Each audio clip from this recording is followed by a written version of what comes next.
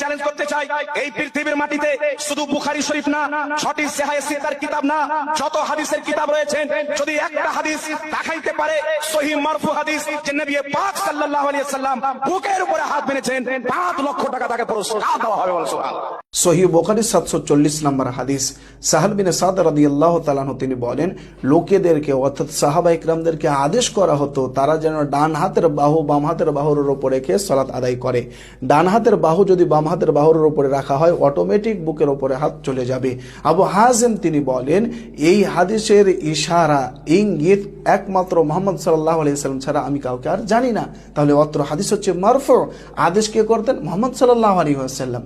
দ্বিতীয় নম্বর হাদিস হচ্ছে সুনান আবু দাউদের 759 নম্বর হাদিস, তৌস হতে মুরসাল সূত্রে বর্ণিত, রাসূলুল্লাহ সাল্লাল্লাহু আলাইহি ওয়াসাল্লাম বুকের উপরে হাত বাঁধতেন সালাতের মধ্যে। এই যে দুটি হাদিস একেবারে সহিহ হাদিস। আর আমি জাহাঙ্গীর আলমকে চ্যালেঞ্জ করলাম, যদি তোমার বুকে দম থাকে নাভির নিচে একটি সহিহ হাদিস পেশ করো আমার সামনে, যদি পেশ করতে পারো তাহলে তোমাকে 5 লক্ষ টাকা আমি দেব।